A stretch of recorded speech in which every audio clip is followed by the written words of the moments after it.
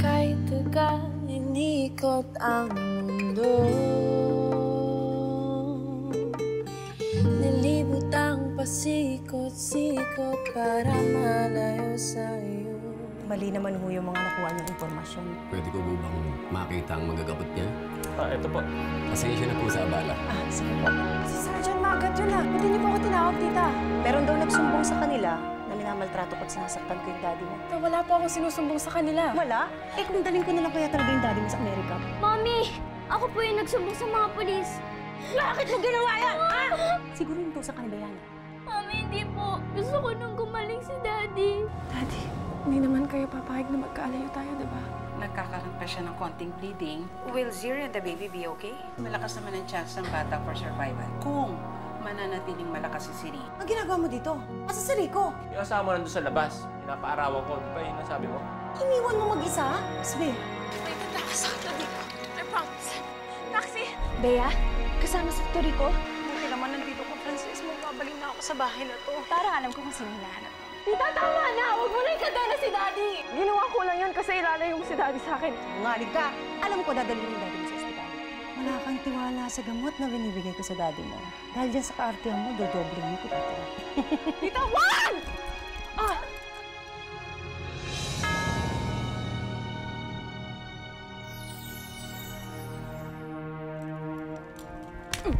Ikaw ha?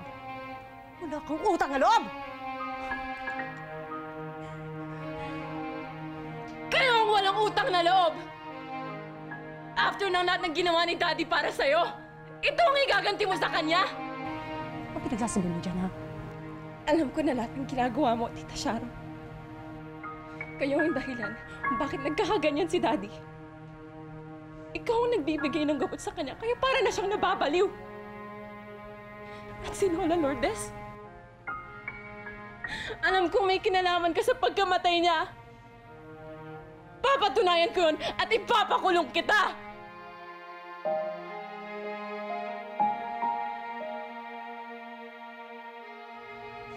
Huwag mo nga akong pinagbibintangan ng kung ano-ano, ha? Namatay ang lola mo dahil sa sarili niyang kagagahan. Sinungaling ka! Pinatay mo siya! At hindi ko hahayaang gawin niyo kay Daddy yun. Hindi na kayo makakalapit sa Daddy ko! Hindi ako papayag! Si Ate Bea. Julia, hindi ka na pwedeng lumabas, di ba? Pero si Ate Bea, ba kung ano nang ginagawa ni Mami? Baby girl, tama na yan. Tignan mo ang nangyayari sa'yo. Tigilan mo na yung paglapit kay Bea. Tignan mo, oh. Kalalapit mo kay Bea. Pagpunta mo sa kanya, ikaw ang sinasaktan ng mami mo. Baby girl, tama na, ha? As if naman meron ka talaga magagawa. Nag-iisa ka lang eh. 3 kami. At lalo namang hindi ka matutulungan yung wala mong silbing ama. Wala. Bitiwan mo ako! Bitiwan mo ako! Ano, Bea? Ano? May magagawa ka pa ba? Tita, wag! Wag! Wag! Daddy! Girl, kaya.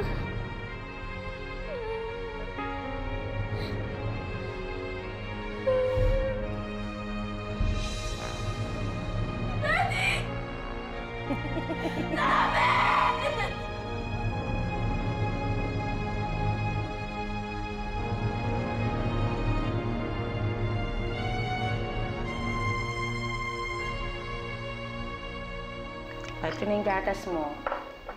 Tapos mong inumin yan, humiga ka ulit, pahinga ka. Higa na naman. Ma, hindi naman ako pagod, ha?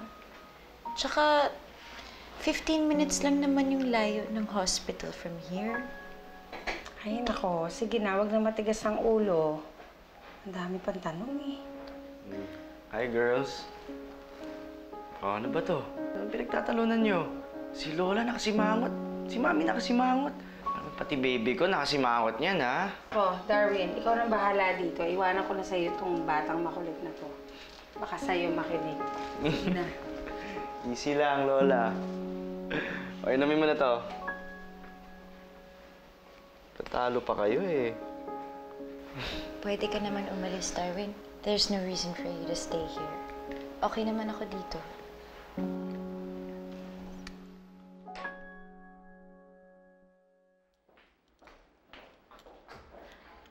Mami, paano yan? Alam na pala ni Bea tungkol dun sa gamot eh. Delikado na to. Will you calm down? At ano yung sinabi ni Bea tungkol dun sa lola niya? Is that true, Mami? Hindi totoo yun.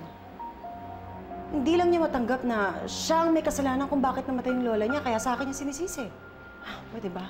Can you just stay down here and cool off?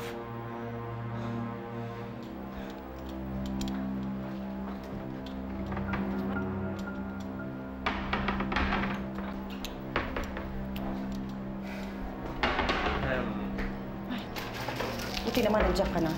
Ayan, dalhin mo yan. Sundan mo ako.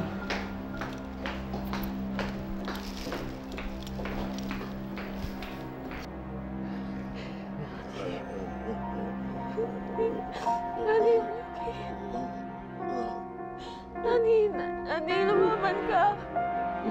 Nani, lumaban ka. Hindi ako ako! Sa tama niyo, hayop ka! Hayop kayo lahat! May tumigil ka! Ang tama niyo! Wala kayong awa! Sige na, Paul. Wala kayong awa! Sige na, Paul.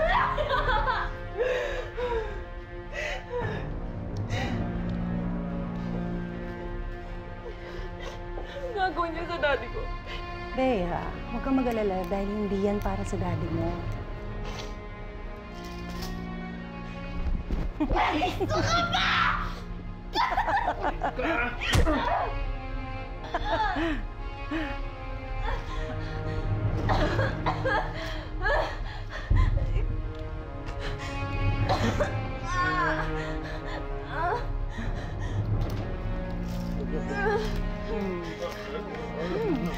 Ano?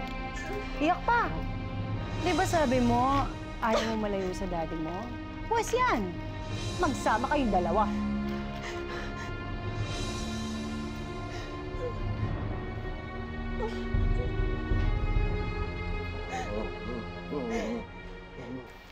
Ano ba yung dala mo? Ito.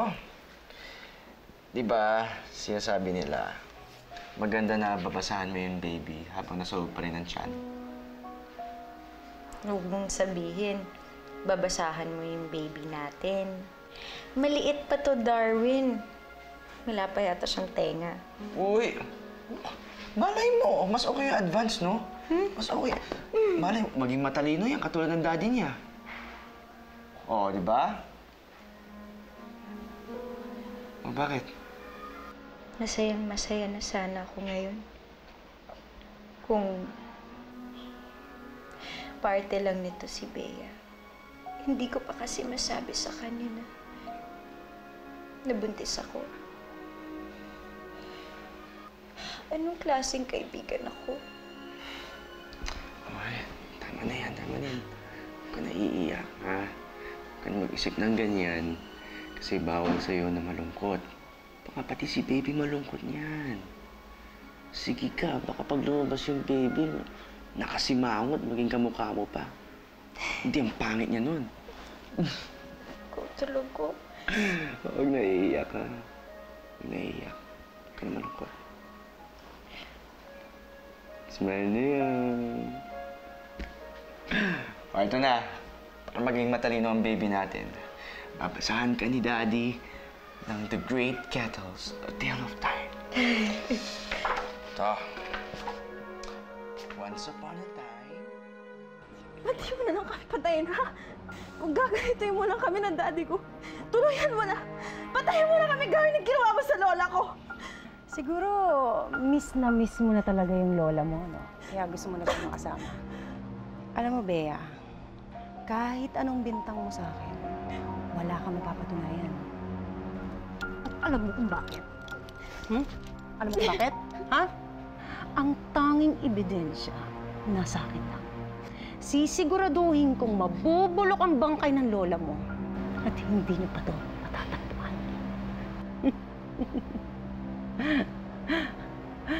Oo. Tama, Bea. Ito ang ginamit ko. Takot na takot na yung lola mo eh. Sayang, hindi mo nakita. Hayop ka!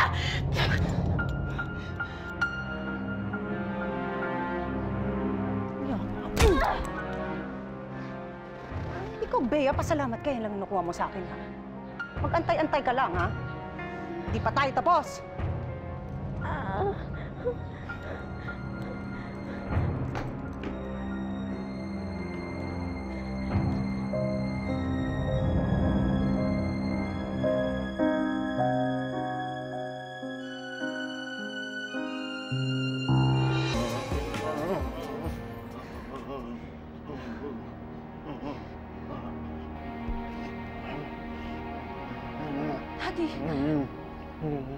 Daddy!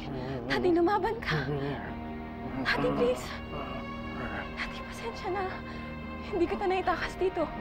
Hindi sana ginawa ni Tita Sharon sa'yo to.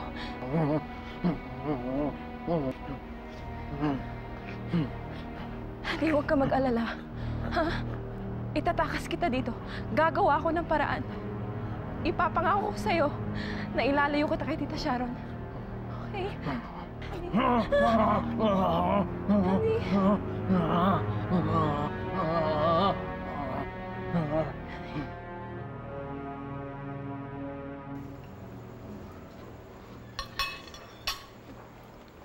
Fran, are you sure hindi ka kakain?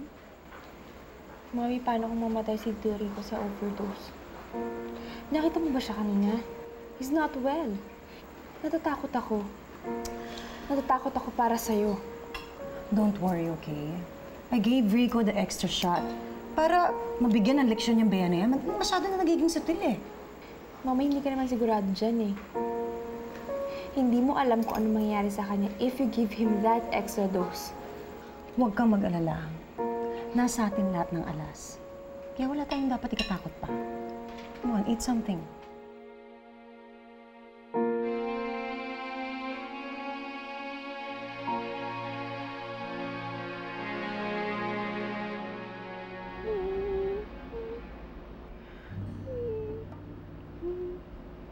Ready to sing na. Apa. Oh.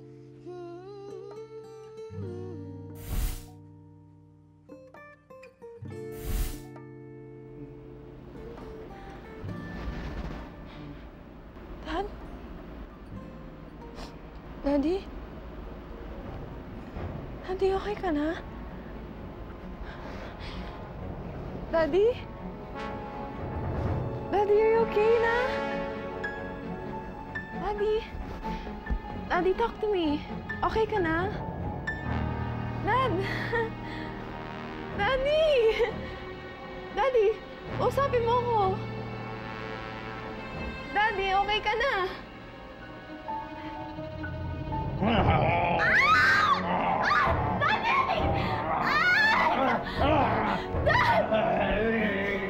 Dad, si Beto! Dad! Dad! Dad! Anak ko! Si Beto!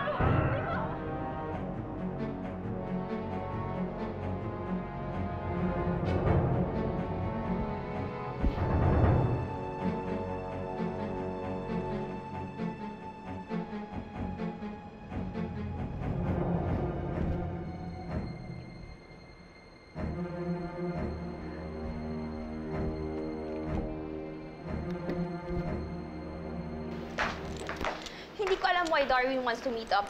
Pero siguro babali or something. Ay, naku, ikaw na nga ang bahala muna dyan sa kapatid mong yan, ha? And make sure na maibili niya ng properties yung ibang pera para magmukha naman believable yung negosyo natin. Si Bea ba yun? Si Mario na bahala sa kanya. Yan niya na yun. Sige. Bye, Mami. Bye.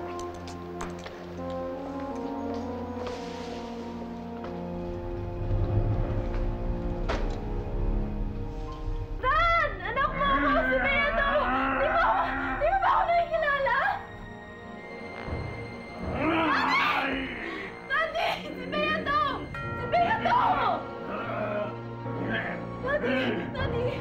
Daddy, okay ka lang? Daddy!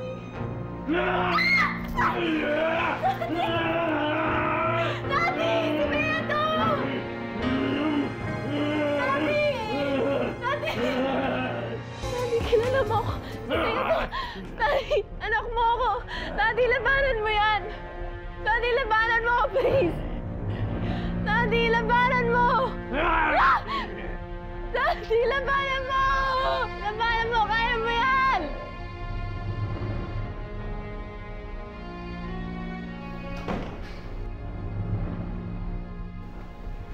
Daddy, please.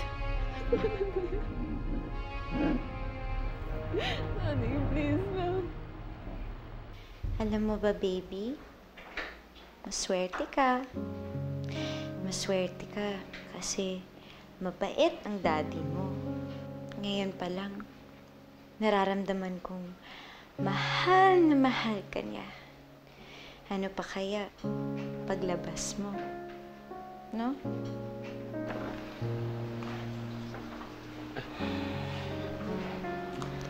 Alam mo, ngayon ko lang siya nakita ngumiti ulit ng ganyan. Hindi ko alam kung matatakot ba ako, malulungkot o matutuwa para sa kanya. Darwin, alam ko gagawin mo lahat para sa baby ninyo ni Ziri. Yun ay dahil mahal mo ang batang dala niya. Alam ko rin na patuloy ka pa rin niya minamahal. And that might break her heart in the end. Tita. Darwin, tapos na ang biruan. Seryoso na to. I am concerned dahil ito ang magiging future at buhay na ni Ziri at ang magiging baby ninyo.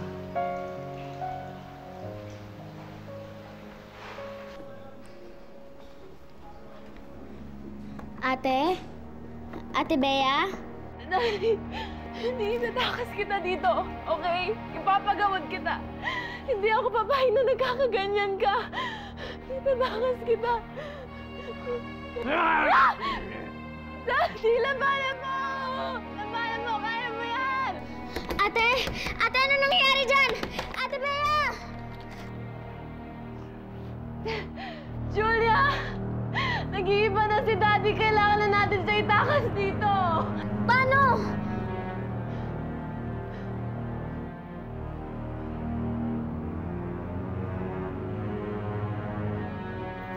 Julia! Makinig ka sa akin, ha? Darwin? Ma? Kanina pa kayo dyan? Is something wrong?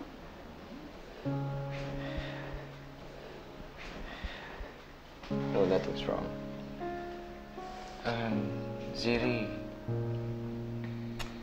matagal ko na ito gusto sabihin sa'yo. Gusto ko na magpasalamat sa'yo. Napakalaking pabor ang ginagawa mo para sa akin.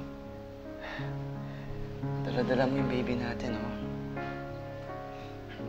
Kayong dalawang nagbibigay sa amin ng rason para bumangon ulit. What are you saying? All I'm saying is, pwede mo ako pagkatiwalaan. Hindi lang yung baby natin ang mahalaga sa akin, kundi ikaw rin. Hindi ko kaya na mawala kayong dalawa sa akin.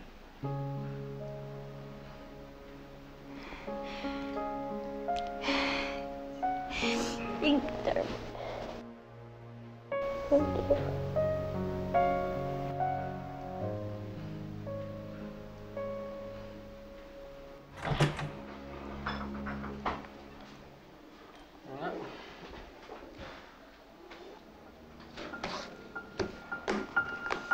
Naging violent na si Rico, kaya pala sigaw na sigaw yung isa ron. Kailan mo ba balang iligpit yan si Bea? Baka mapahamak tayo sa kaingayan niya. Talaga bang hindi ka nag-iisip? Kita mo kamamatay lang ng matanda, tapos gusto mo isunod ka agad yung isa. Gusto mo talaga magkaroon ng investigasyon eh. Unless palabasin natin na disgrasya si Bea.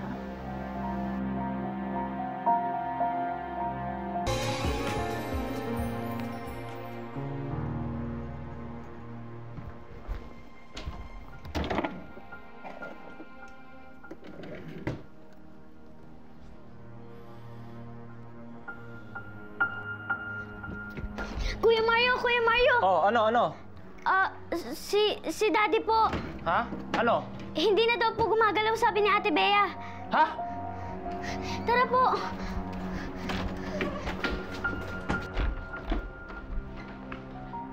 Bumalik ka naman sa kwarto mo. Dali! Sige na!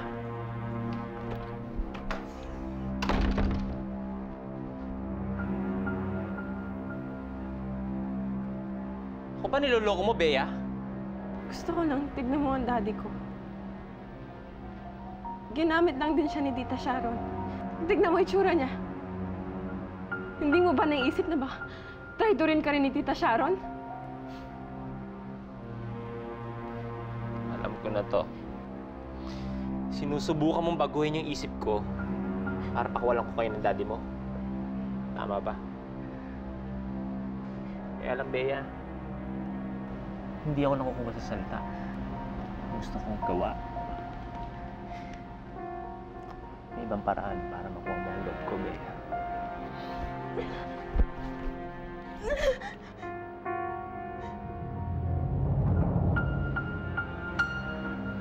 Ano, Bea? Bibigay mo bang kapalit ng kalay ng daddy mo? Ha? Ha?